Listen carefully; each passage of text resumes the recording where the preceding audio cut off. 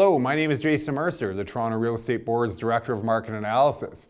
We're getting close to the end of the year, but that doesn't mean news on the housing market is getting any less interesting.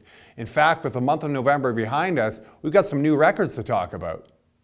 Greater Toronto Area Realtors reported 7,385 home sales through TREB's MLS system in November 2015. And this result was up by 14% in comparison to November 2014 sales.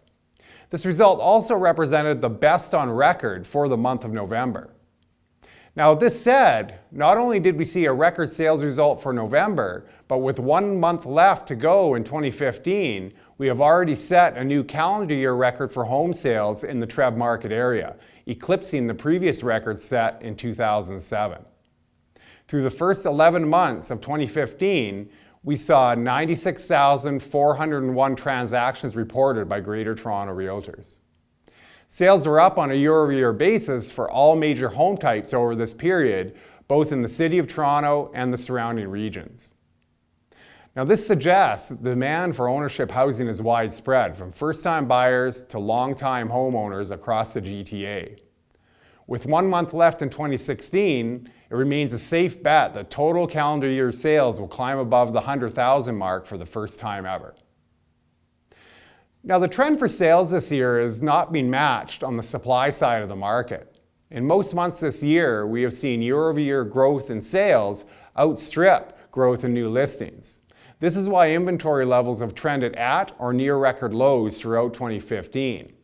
And this situation has obviously led directly into what we have experienced with regard to home price growth.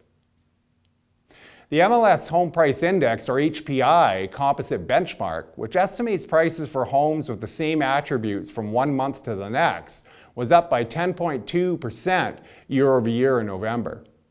The average selling price for all transactions was also up by a similar annual rate of 9.6% to $632,685.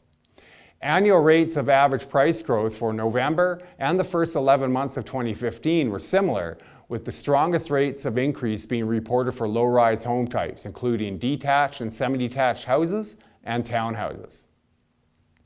While it has been the low-rise market segments that have underpinned the strong annual rates of price growth so far this year, it is important that we don't overlook what has transpired in the condominium apartment market segment. Buyers have certainly benefited from more supply of condos for sale compared to low-rise types, but we have certainly not seen a glut in inventory. With year-over-year price growth in the 4 to 5% range for much of 2015, the condo market can certainly be characterized as balanced with a slight bias towards the seller. The bottom line, whether you're looking at the November results or year to date, is that many households in the GTA remain very upbeat about ownership housing as a long-term investment.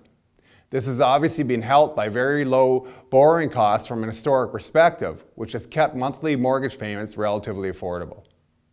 So that sums up the state of the GTA market through November 2015. I look forward to speaking with you again early in the new year when we'll look back at 2015 as a whole. Thanks very much and happy holidays.